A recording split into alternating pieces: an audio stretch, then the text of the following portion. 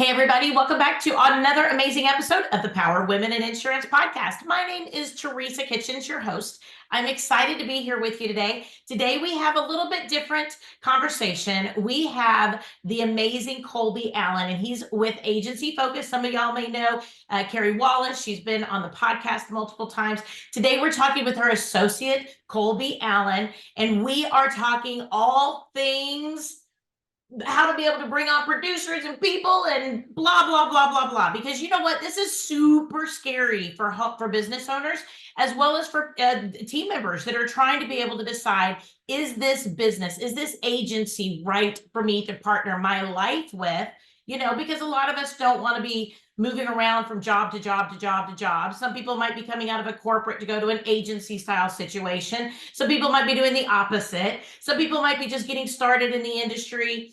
Some people might get started and want to be able to take a position so they have opportunities to grow or do different things. But there's all sorts of different reasons to be able to hire, to be able to join a business, and to be able to stay in a business. So today we're going to be talking to Colby Allen about all of the deets that go along with that. So welcome, Colby, to the podcast. Thank you. And before we start, I'm going to say I feel right at home speaking with you, even though we just met. And I'll tell you why. Well, you speak fast. I do. I speak fast. And well, but you're from the South. I guess it is a Southern thing. But growing up, it was always funny. I would meet new people or even my family, and my brother and I or my cousins, we'd just be talking. And then all the old people would be like, what did they say? And then my brother, who could speak slow, would actually translate for us. So it was just funny. But that is hilarious. Whenever I give speeches or when I speak on stage or do events, my former supervisor would actually coach me on, you need to speak slower. Yeah. So anyways, we can have our own conversation and hopefully it's relevant. No, I've actually had people on the phone before who said things like, you speak with a Southern drawl, but you speak really fast, but yet you do pronounce your words. And I tell them I'm a Midwest mutt because I was born in Memphis. I lived in Iowa and Wisconsin. So that's where I think I get the faster communication. But I was born in Memphis. And then when I was 15, I came down to Dallas. So I've got enough in my life of that Southern, a lot of that Southern. My mom was from Texas originally. So, I've got enough of that, but I've got enough of that Northern push, the loud, the speaking fast, the hard consonants a little bit more. So I've got a little bit more of the, anyway, the mixture of just the two. So, and when I first moved down to Texas, though, you're going to laugh. I used to always say pop, instead of a drink, whatever, I'd always say a pop. I had people that literally would lock me in a closet because they were like, you have to stop saying pop. I'm like, a Coke is not a Coke to y'all. And we just had this huge argument when I was in high school about it. So I had a very hard time working it out, but now I feel like I've got a nice mixture of all of it. That's good. Normally when I meet people from out of state and they hear I'm from Louisiana, they say, you don't sound like you're from Louisiana. Right. I was like, well, my dad's family's from North Louisiana. My mom's family's from the deep South. I grew up in the middle. So I got the best of both of those worlds, but I didn't really get either one of the accents. So stop watching Duck Dynasty and stop watching Swamp People. We're not all like that. Oh, that's hilarious. I like Duck Dynasty. That's a cool show. It's good. It's good. But again, we're not all like that. I'll say that. Well, okay. Colby, I know you've been working with AgencyFocus, and AgencyFocus is a wonderful company, one that I have personally worked with my agency. Carrie did an amazing analysis with me as I was looking to be able to purchase another book, and as we were kind of looking into getting on a budget and kind of cleaning some things up. But tell us in your words what AgencyFocus does and a little bit about your journey to be able to be a part of that community. Yeah, so AgencyFocus was founded by Carrie right around 3 years ago. She started with the state association, helping owners understand the value of their agency, perpetuation planning, all the components that come with that. She went out on her own and it's just grown and it's exploded since then. And with that comes the need for capacity and the need to actually service the agencies that are coming to our firm. And so about almost 10 months ago, her and I met and I joined, and we've been growing ever since to continue that mission of helping agency owners understand the value of their agency, the different pieces of that puzzle that contribute either in a strength or a weakness or a risk, to try to help you, again, try to figure out, if I want to increase my value, if I have this certain exit plan, how do I make that a reality? And so the other kind of component that contributes and really helps aid that is we do valuations, but also we've really grown our fractional CFO services. to help agencies that aren't quite at the stage of having a full-time controller or CFO on staff. The owner might be kind of wearing that hat to, manage their own financials, which we'll touch on in a little bit. Yep. But if you don't have someone full-time dedicated to that, you can actually bring us on in a fractional capacity to organize your financials, look at your financial operations, figure out what your top priorities and goals are as an owner, and how do you really organize your financial resources and operations to make that a reality for you. Yeah, yeah. So, and as being a business owner, being an agency owner, and we're going on 21 years, I think a lot of people, and having this podcast for the last 4 years, one of the things I've heard repetitively is that people go out on their own because they want to do it either better or they want to be able to make more of the money, right? To be able to kind of, I earned it, I should be able to keep it a little bit more, right? Or I can do it better. Yep. So I think one of the problems that we're seeing in agency ownership culture is that a lot of agency owners are salespeople who then go Yep. on out and they hang their own shingle, right? And when they do that, the problem is running a business is extremely different from being able to be a salesperson. And a lot of people think, oh, it's just about picking a management system, or, oh, it's just about, picking a phone system. And it's not. It is about tech. It's about finances. It's about people. It's about, management with your territory reps. It's about paying your bills and looking at locations, and it's about making decisions about all these different things. And then you add in team members and culture and so many different things, and all that has nothing to do with sales. And I Yeah. think a lot of people get into agency ownership very unprepared for that conversation. Maybe if they come out of a captive situation, that a lot of that stuff was already done for them, or they've been in a situation where maybe an owner wasn't really transparent about the things they did in their day-to-day that wasn't a part of, you hear all the time about absentee owners, right? And I'm, Yep. I'm not saying that that's a negative or a positive term, right? There's a lot of us that are owners that wish we could be absentee. And there's a lot of people that I think are less absentee than they're given credit for. Sure. And I think that a lot of people don't see what goes on the back ends. So whenever we branch on out, we go out and create our own, all of a sudden we look and we go, oh my goodness. And I had especially no running a idea. profitable business is yet again another conversation from just running a business. How do you find that agency owners come to y'all with the concept of balancing all these factors? You pretty much summarized a lot of the points that we see on a regular basis. It's super common. You see a producer that's in an agency, highly successful, they're growing their own book of business, and then yes, you get that idea, this motivation that, hey, I can do this my own way and I can do it better than what this agency does, and so I'm gonna do it. And to your point, an agency owner is in many cases the success of their agency is driven by how they're able to organize other people to support what they do best. Yep. And I've heard you say this on your show many times, especially you had an episode about hiring business coaches, right? I listened to that one recently and it was That's a phenomenal. good one. Yeah. And you highlighted a lot of those types of things is the people who are really successful are smart enough to know they can hire people that are smarter than them to do other things. Right. That's not to say you outsource everything, but we work with the owners across the entire spectrum to where they are either one, very driven producers, and then they know, okay, I need to hire an office manager to do X, Y, and Z. I need to hire a Right. really good account manager or account executive to do A, B, and C. They're able to do that versus an owner. That's very common. We see all the time. They are the key producer. They're good at hiring a couple account managers or support persons in their staff. But if they don't really keep up with the administrative or the operational components of the agency, Yeah. you get to a point to where if they don't hire another producer or other people to continue to grow the book, the most common range of revenue that we see for agency owners that are stalling is between like 500 and 750 or 750 to a Really. million. Yeah. Because that's kind of the tipping point where one producer can manage a book of business by themselves without really looking at building a bigger system. Right. And so if it's all centered around that one owner who's the key producer, unless to your point, you're able to build a good system around you, you're going to get to a certain level and then you're going to find yourself having to look at those other priorities in a way differently than you have before. And Yeah. so also to your other point about balancing growth and profit, absentee owners, So hard. I will affirm that being an absentee owner is a possibility. Like it does happen. We work with I them. don't know that I want to be absentee. I just don't want to have to be in the center of everything all the time. And that's one thing I'm Yes. really working my way out. And I think there are differences in that. I just want to make sure people hear about that. I think the definition of an absentee owner is one that honestly doesn't even come in the office. One that Yes. if somebody calls them, they take 10 hours to respond, like tomorrow morning, or even 2, 3 days. I think there's a difference between absentee owner and an owner that just doesn't want to answer the phones and be in the middle of stuff kind of thing. There's a really big scale there. So I want to make sure our listeners hear the difference in that. Yes. Absentee owner, in my definition, and you can and fix this if this is different, Colby, Yep. but I think absentee is much more harder to get a hold of and participate in the business.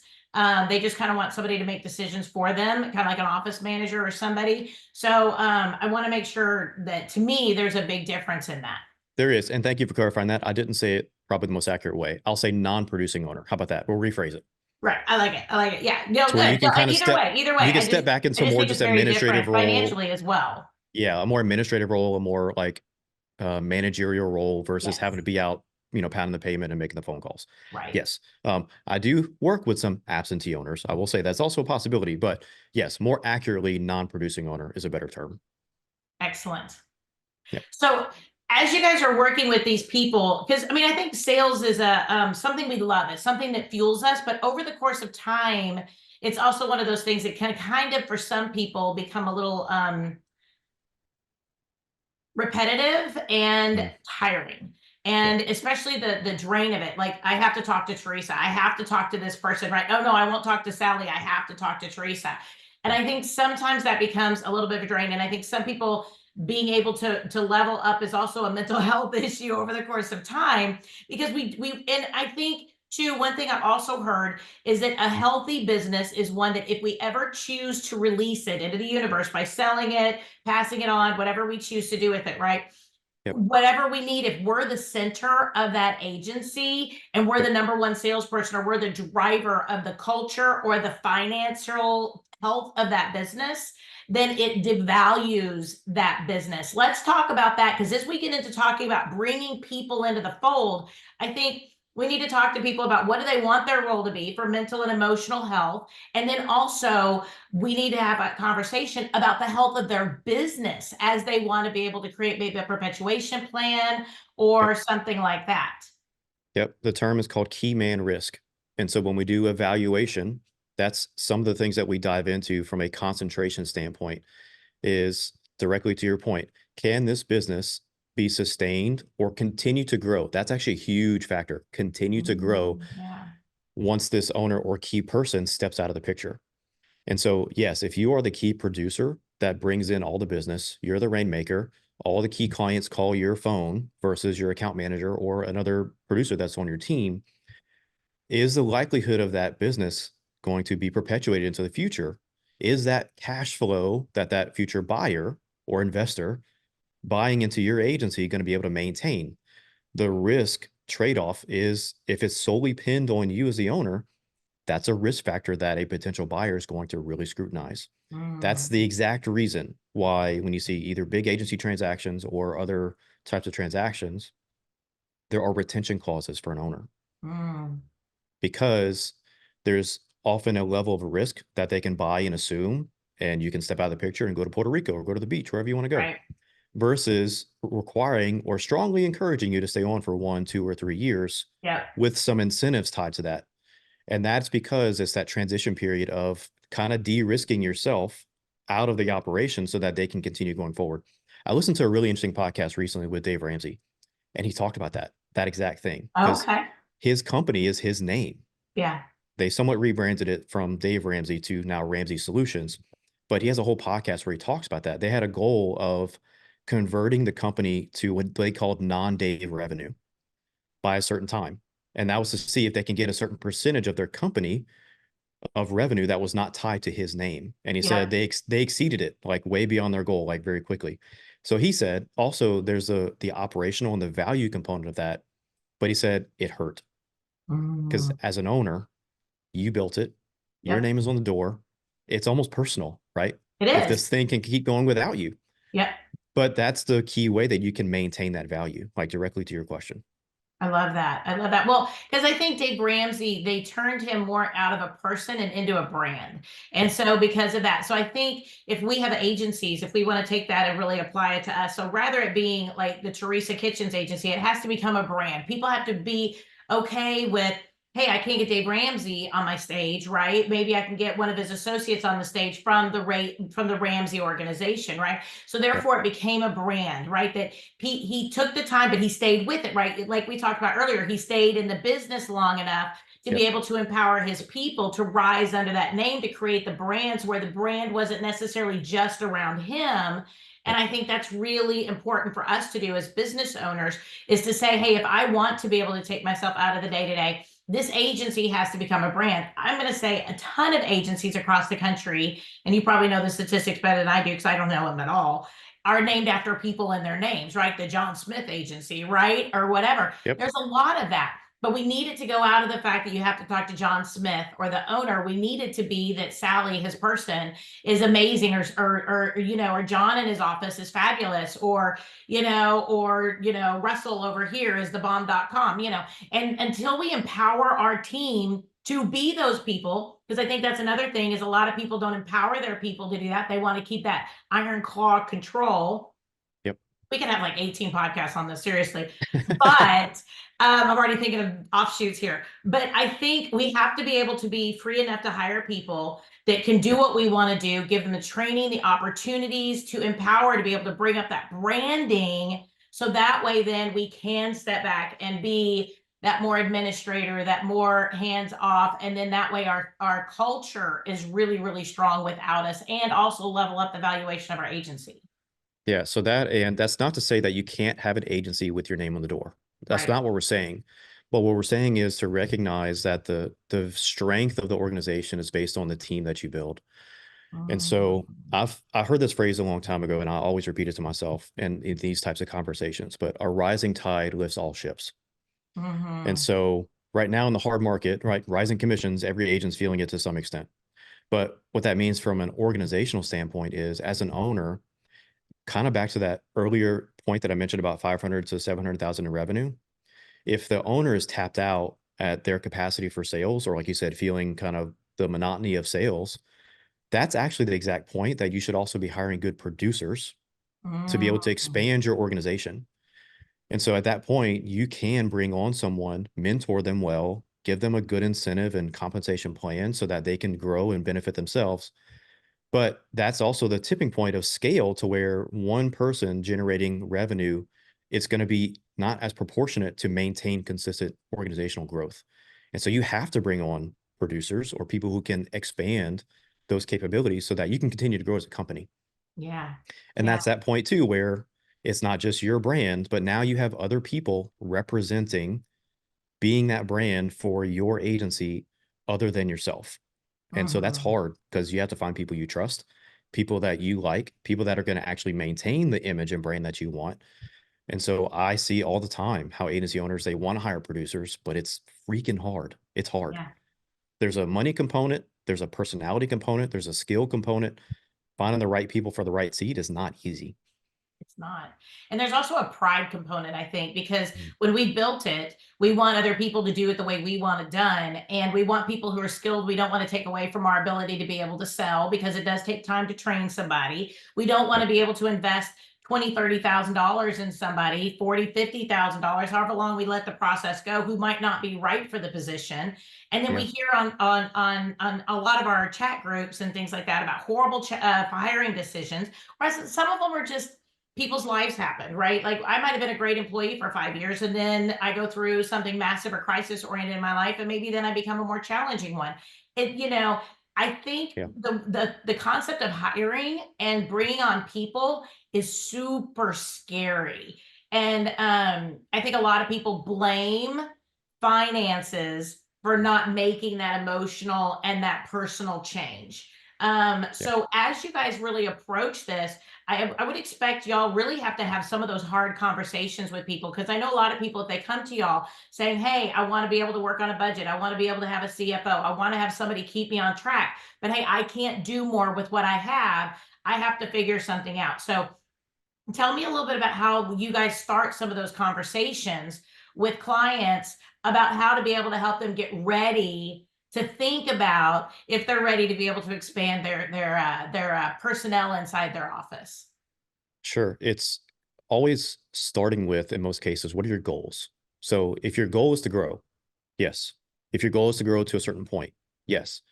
If your goal is to be able to maintain what you have and just have it profitable, yes. My goal first is to ask an agency owner, okay, why did you call me? What are you trying to accomplish? If that's to hire people and grow your team, all right, then let's try to figure out and put a plan to make that a good option. Another part of that, I usually try, part of me is personal, like I've never been a teacher, but my long-term goal is like have a PhD because I love educating people. Like as a Right. consultant, it's just a fun fact. I'm a word nerd. So people hear the word insulting, you just like, I hurt someone's feelings with what I said. A consultant is someone who tries to walk with someone with what they're saying. And Mm, so those two words are very related. It's just yeah. the impact that they have.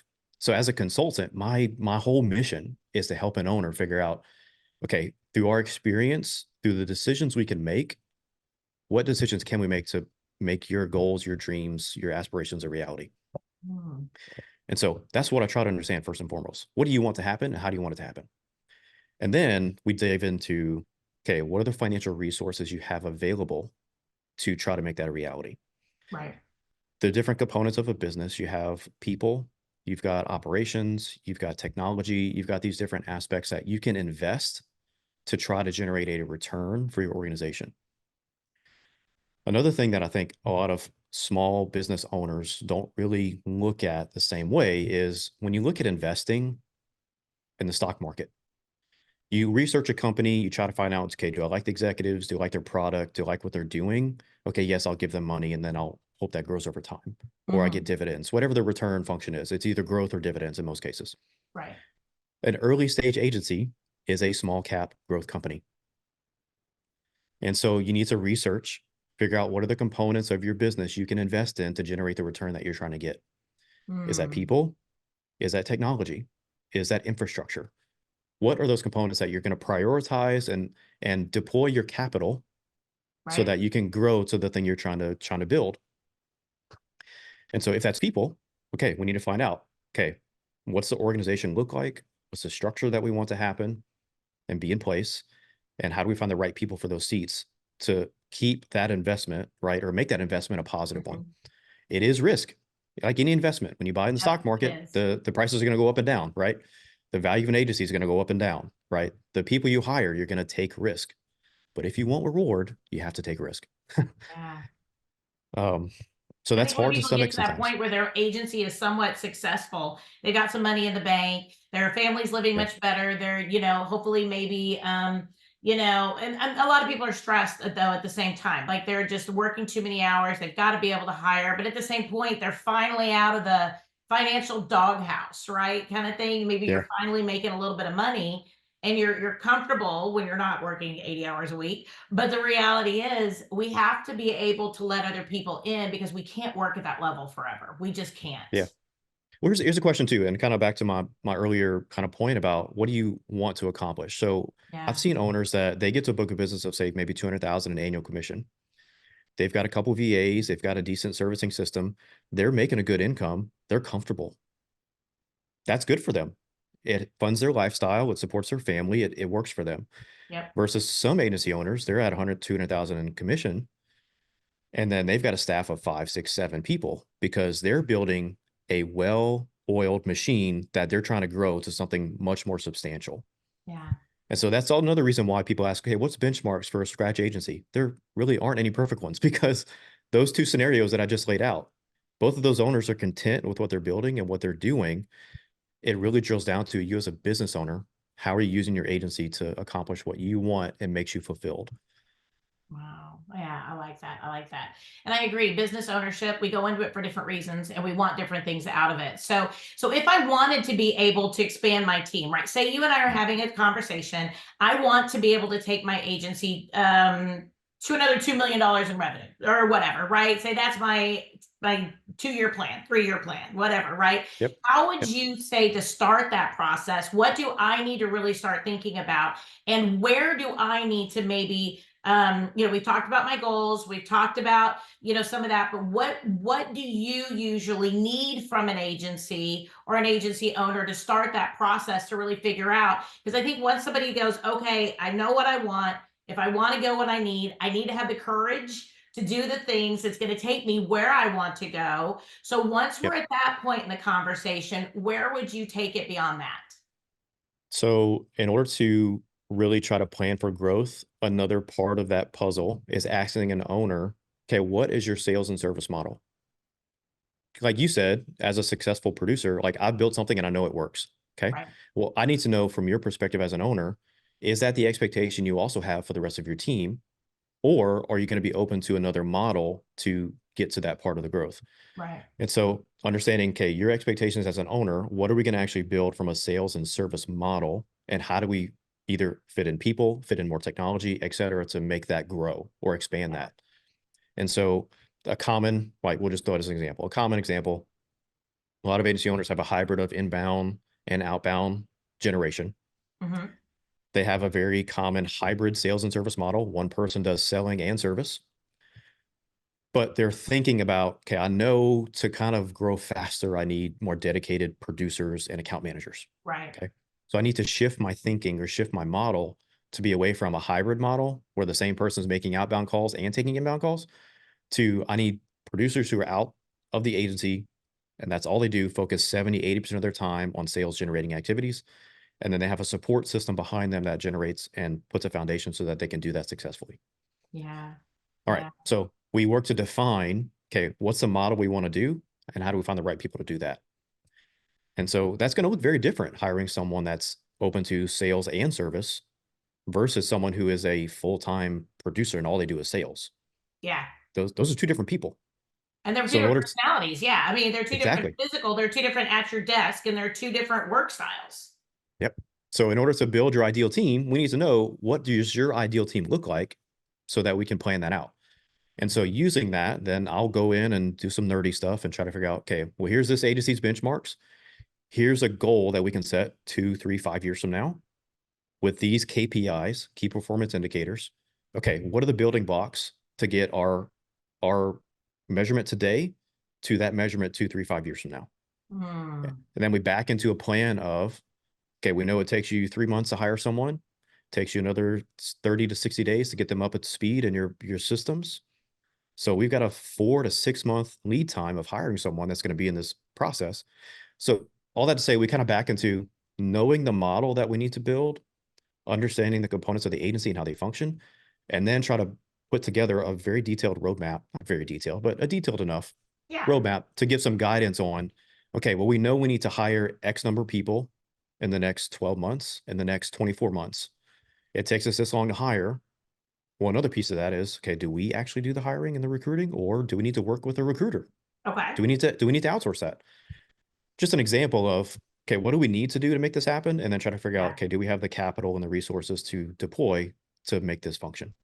So then I think part of the capital and the resources we talked about, do we, how do we hire? We've talked about getting mentally in that space. We've talked about getting to where we're committed to the process, right? So, but once we get there, how do you decide? Because I think, again, we talked about this earlier, the idea of giving up 20, 30, 40, $50,000 to figure out if somebody's going to make in this industry or with my agency or until, where somebody's ready to cut bait or whatever the situation is, if it's not working, that scary factor, Yeah. OMG, that is terrifying to all business owners out there. So I know you help people also get their mind around in their territory, their agency, and for the Mhm. job that you guys have already walked through will be necessary for this vision with these Yep. benchmarks. Y'all then start talking about salary. Is that correct? And how to be able to kind of afford bringing somebody on in this space.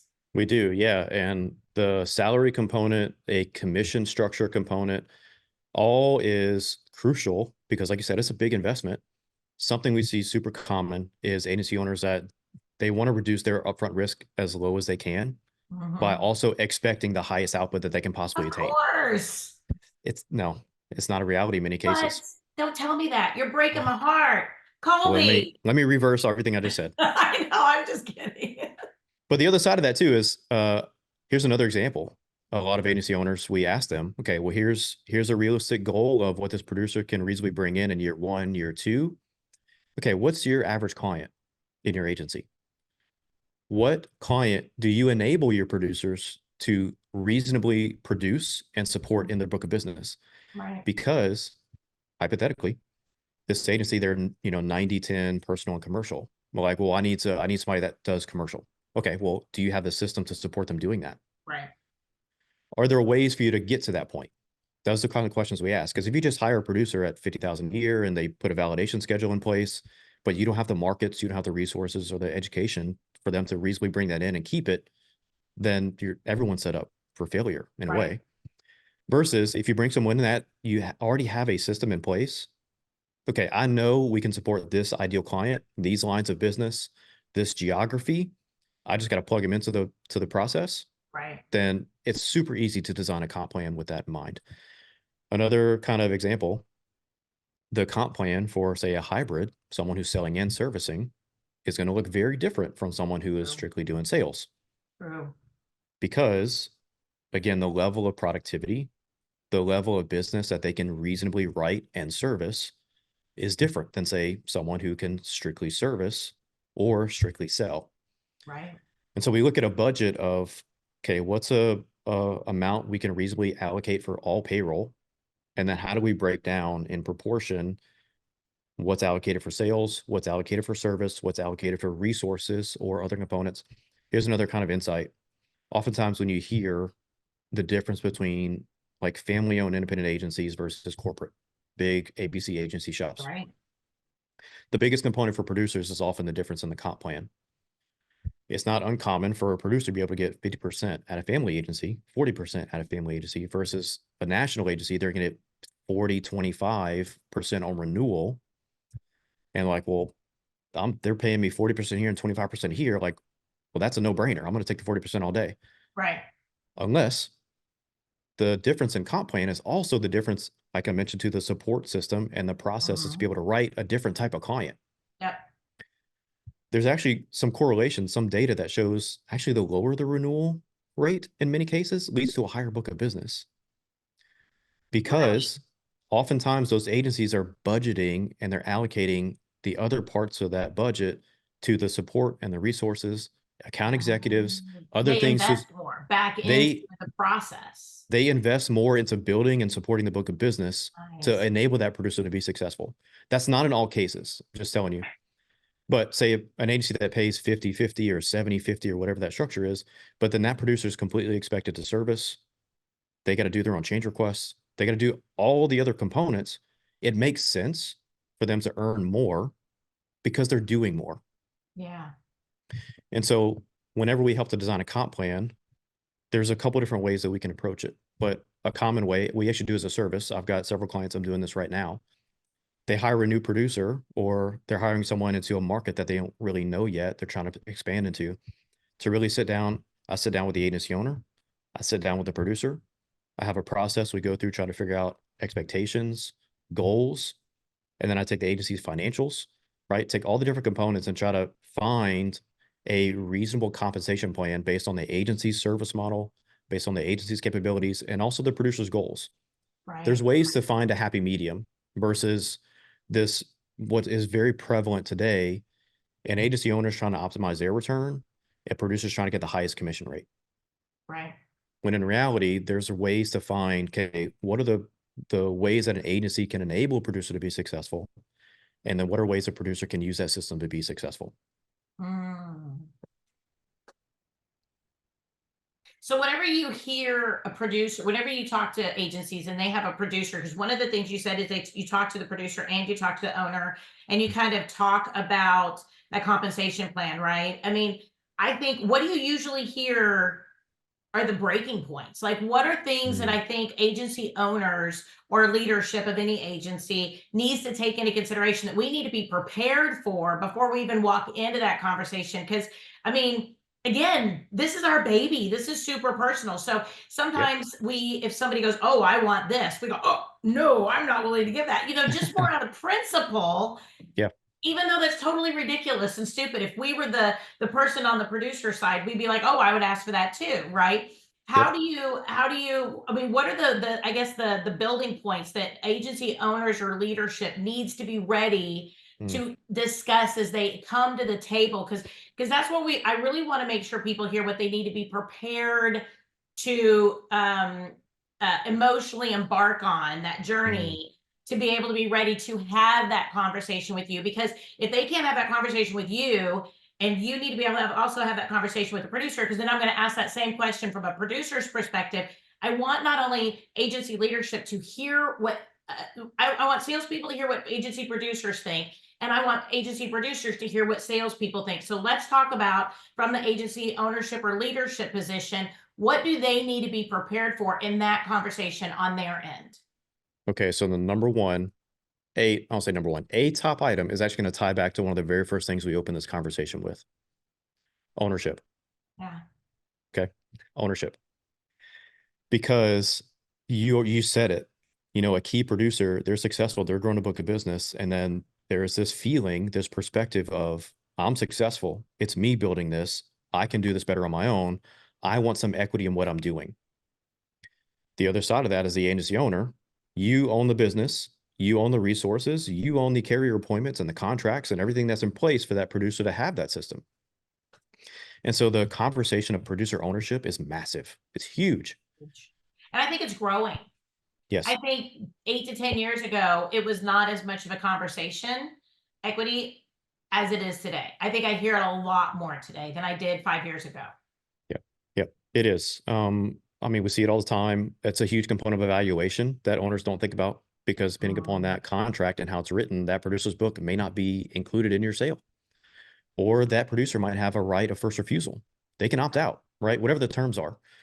And so a way that I try to approach that conversation is to really, one, try to frame up the expectations.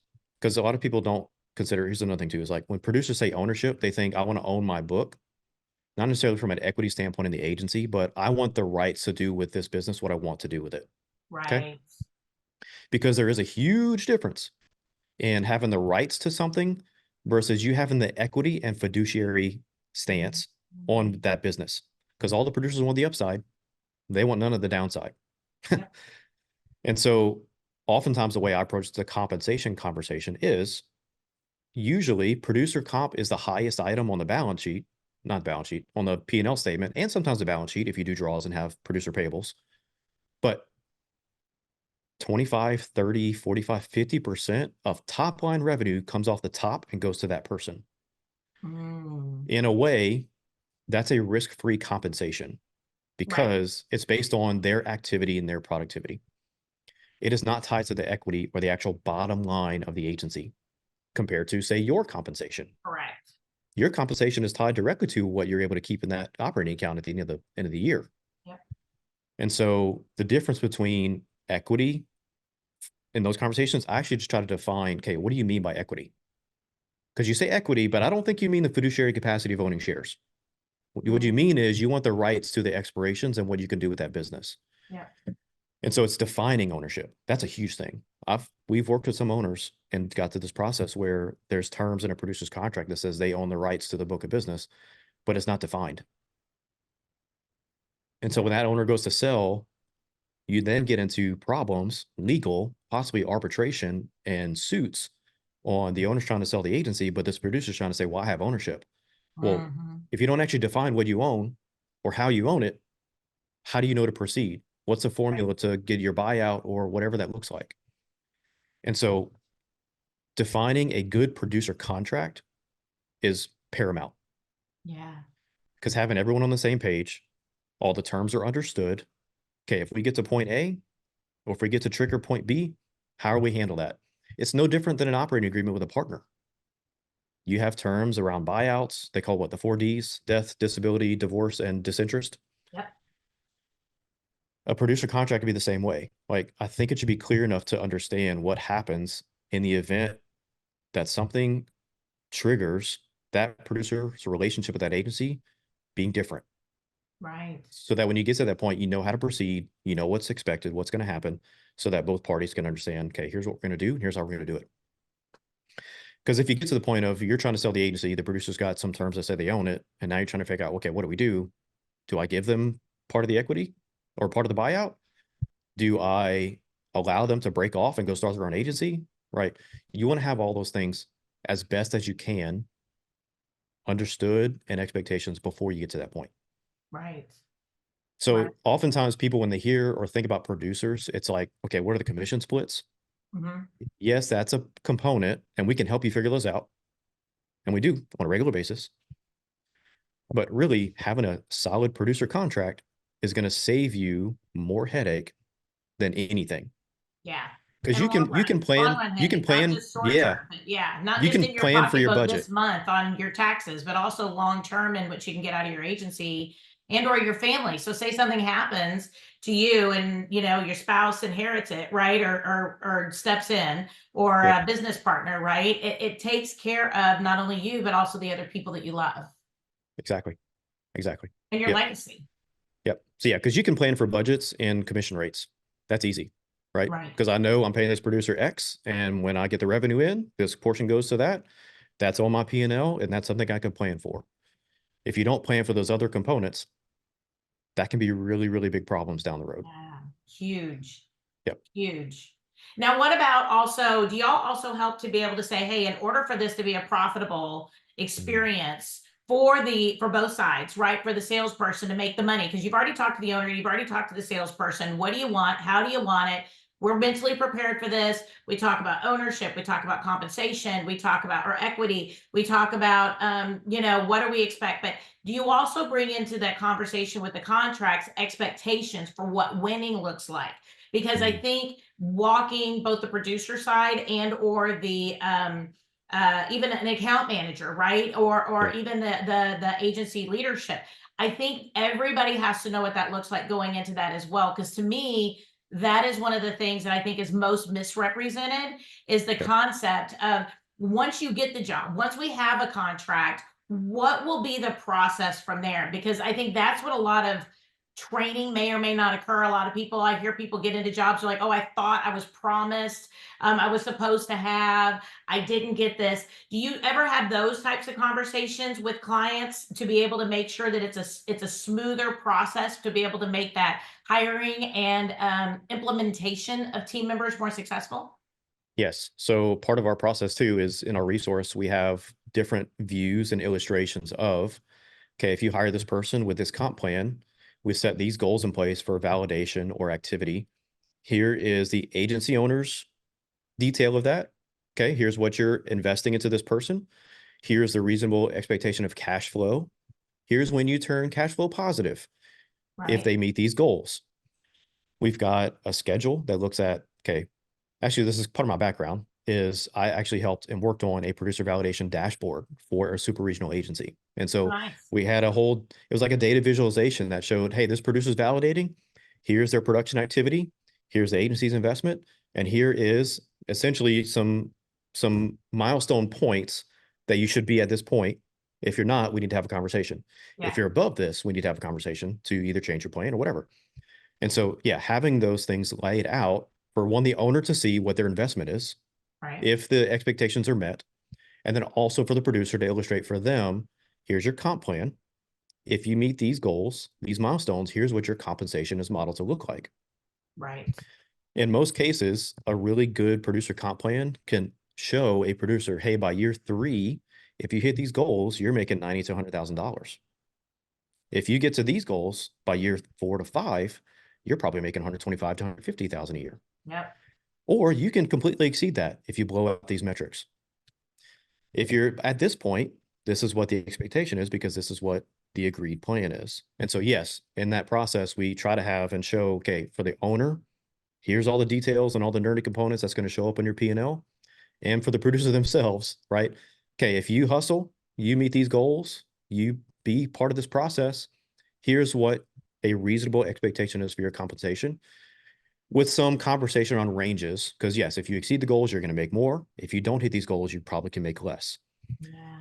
We also try to show the owners specifically, hey, if you're not at these production levels by this point, then that might be a conversation around job description or job role. Right. Kind of we mentioned earlier too, right? It's not like this person may be completely terrible at their job. They could be in a season, their skills might be different, adapted to what they're trying to accomplish. And so it's not that they're a bad employee, it's just they might not be fit for that role. Right. I'll be transparent, just be vulnerable for a second. Like my role here as a consultant, this is my first role as a incentive or activity-based compensation. Okay. So in a way, I'm a producer, right? For AgencyFocus. I'm trying to bring in my own business.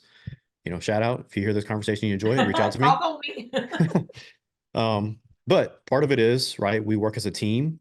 Yep. Carrie does a great job of leading us and generating a ton of activity for us and clients. But I've also got my own expectations. I've got to build up my own book of business. Yep. And so my compensation, my family's livelihood is based on me doing some hustle. Yep. And so for the first time in a while, I've worked with producers my entire career, but I think now I've got a different level of empathy and trying to connect with them on like, hey, I'm not just telling you how to do this. Like I'm also doing this with you. And I'm going through this process of sales and building up a book of business. So I've got the experience to have the data behind why this works, but I'm also living it myself. And like, let's talk about it frankly. I love it. I love it. Yeah, because you see both sides of that conversation, right?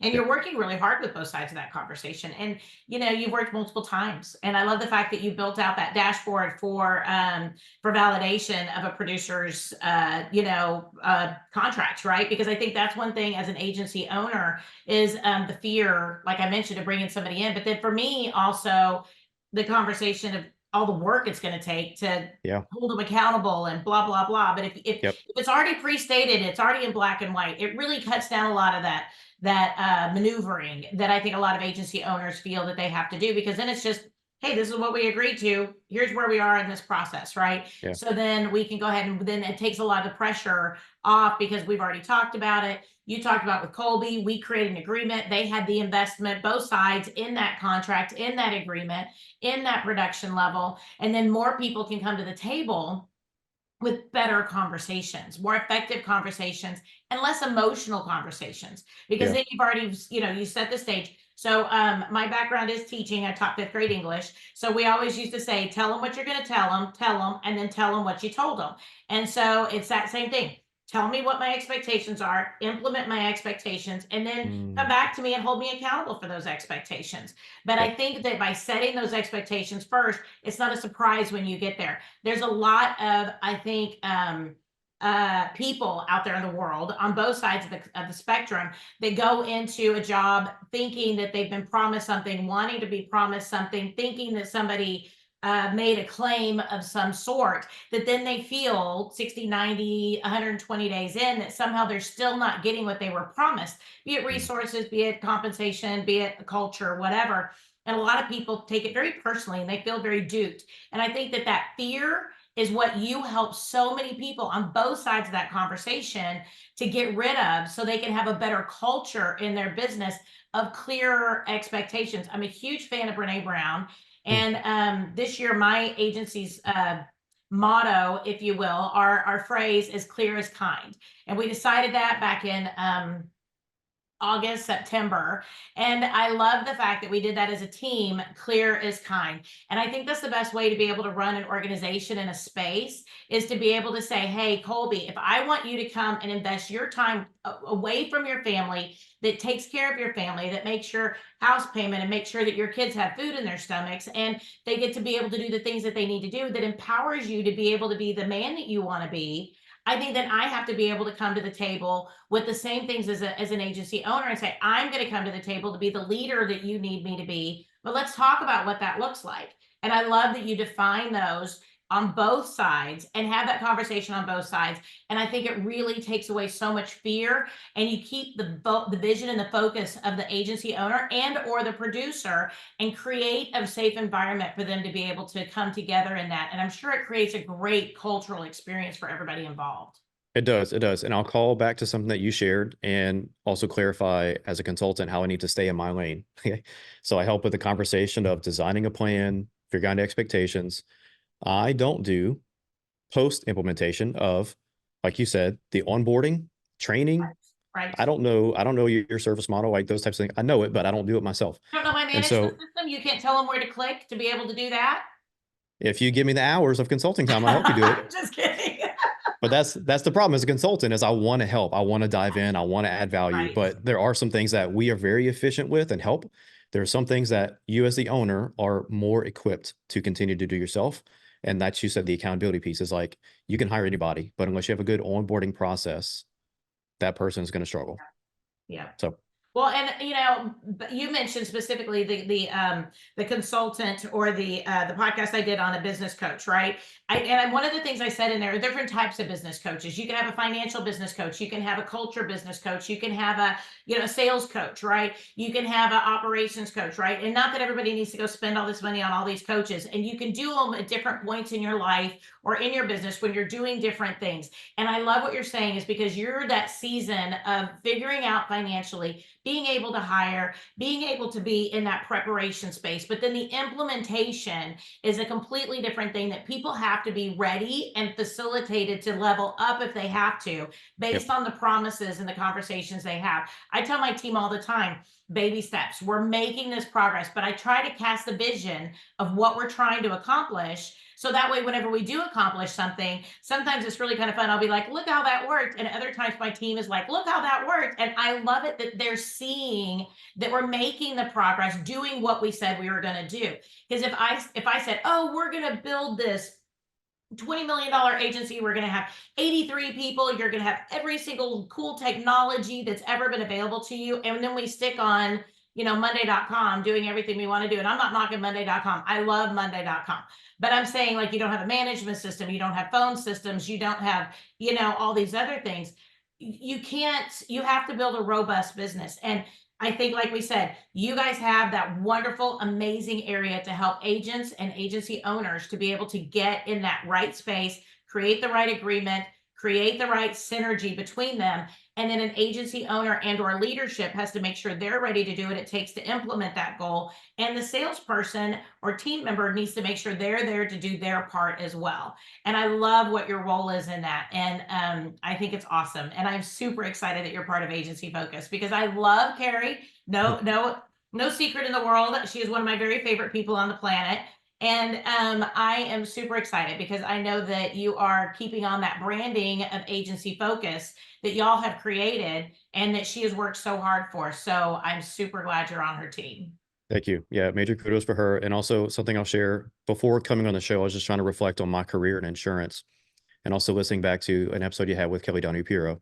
Yep. And it was like women in most cases actually drive the operations and stuff within an agency. Most of my supervisors in my entire insurance career have been women because like I started as an intern and I reported to the regional finance manager at the agency. She did phenomenal things and taught me all about agency financials and reporting and those things. Then I worked for the regional administrative officer and she helped me be on the M&A team as we would bring on agencies in their book of business and all those types of components. Data and analytics, project management, like also worked with an analytics project manager who was a woman right at the agency. So it's like most of my career has been influenced by women in insurance. I'm super grateful. It's been amazing because it's been, I think, just a good experience of people that have given me opportunities to learn and grow myself. And that's something I'm super grateful for. So I love it. I love it. yeah. Well, shout out to the different women in different wonderful spaces that are helping to be able to mentor and be able to bring on the people who are going to be able to do this, for with us and behind us. So shout out to that because we always say we're always empowering the next group, whatever that looks like, right? And whatever that wherever people expand on out to. So thank you for that. I appreciate that. It's a great shout out. Well, Colby, if people want to work with you, okay, if people want to be able to connect with you, how can they reach out to you? How can they connect with you? Sure. You can email me directly. It's Colby, Colby, at agency-focus.com. You can go to our website, agency-focus.com. We have a contact page that you can find my calendar, just scheduled directly with me. I'm also very active on LinkedIn. So if you want to add me and we can DM message or comment and stuff back and forth, that's always another option. But yeah, reach out to me directly. I'm always willing to chat. Even if it's not about business, just to meet new people and network is always a great thing. So I love it. I love it. Well, I hope I get to see you at some conferences or something soon and we get to be able to see you in person. So I would love to be able to do that. that sounds phenomenal. I hope it happens real soon. Absolutely. Well, everybody, this has been another amazing episode of the Power Women in Insurance podcast. My name is Teresa Kitchens, your host. Thank you so much for joining us as we highlight visible and amazing people inside the insurance industry that help you to be able to be the very best person that you can possibly be in the insurance space. So join us every single Wednesday and make sure you look up Colby with Agency Focus, and we will talk to you again next week.